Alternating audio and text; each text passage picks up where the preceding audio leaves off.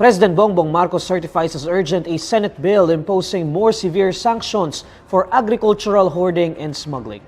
Senate Bill number 2432 or the Anti-Agricultural Economic Sabotage Act would repeal Republic Act number 10845 or the Anti-Agricultural Smuggling Act of 2016. A penalty of life imprisonment and a fine thrice the value of agricultural and fishery products subject to the crime. Ayan, no? Life imprisonment at saka 3 times nung nakuha sa kanila. Lang halaga, ha? Yung halaga. Await violators if the bill becomes a law. In a letter to Senate President Juan Miguel Zubiri, Marcos says the passage of the bill is crucial as the country is beset by rising prices and shortages in agricultural products, partly due to the smuggling, hoarding, profiteering, and cartel.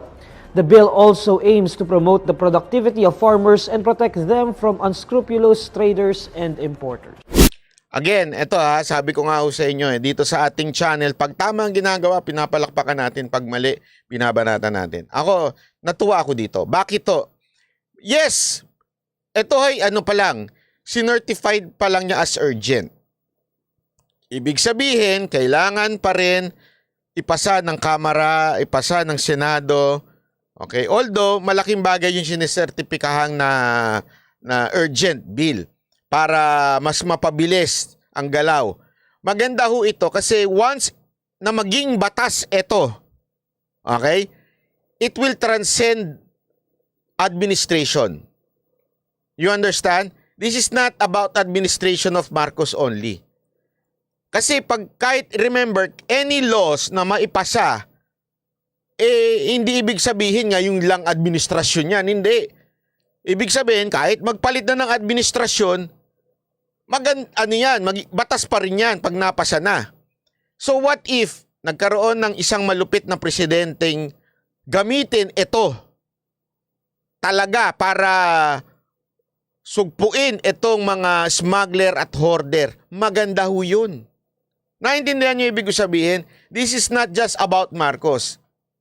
Thank God kasi sinertify niya na urgent, at least bibilisan, di ba? Pero even if hindi magawa ng administrasyon ni Marcos, but ako, I give the benefit of the doubt, nagagawin niya yan. Okay? Kasi tayo naman, hindi naman tayo utak komunista o utak na mga makakaliwa na puro negative. Di ba? Hindi naman ako gano'n na tao. Akin,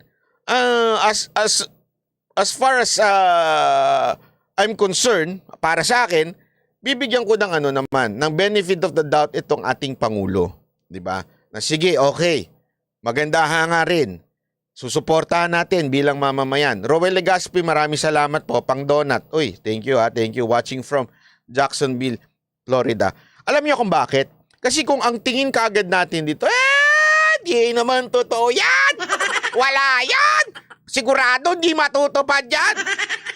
Kung gano'n na kagad ang tingin natin, kunwari kayo yung tao, di ba? Kung tayo magiging negative kaagad, at kayo yung di ba parang, nakakawalang gana naman to, may ginagawa na nga ako solusyon, ang tingin pa rin, wala. Ano pinagkaiba natin sa mga makakaliwang grupo? Di ba? Na kahit anong gawin, masama. Bigyan muna natin ng tsansa. Antay natin. Malay nyo naman. Also, kahit hindi niya magawa, sakali lang maging batas na to at hindi niya nagawa, tandaan ninyo yung susunod at susunod na mga pangulo, may bala silang gagamitin. Ito yung bala na yun. Okay para sa mga hoarder. Life imprisonment. Pati penalty. 3 times. So maganda yung batas. So why are we not going to support? Because si Marcos ang nagpa-urgent? Hindi.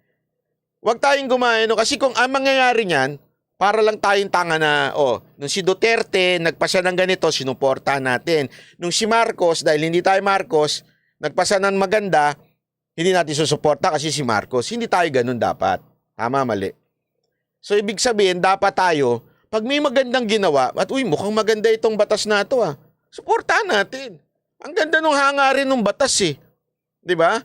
Tapos pag naipasa ng Senado at saka ng Kamara at napirmahang bilang batas ito, then let's let's keep on encouraging our officials na i-push, di ba? Ipaglaban itong na talagang gamitin ito bilang weapon. Maganda ito eh. Wala namang nahuhuli, sabi ni Andre Nino. Oo nga, antayin nga natin. Sa akin, antayin natin. Mukha namang may ginagawa eh. Diba? Mukha naman may ginagawa. Ngayon, kung magdududa na talaga tayo kaagad, sama na tayo doon sa mga makakaliwa.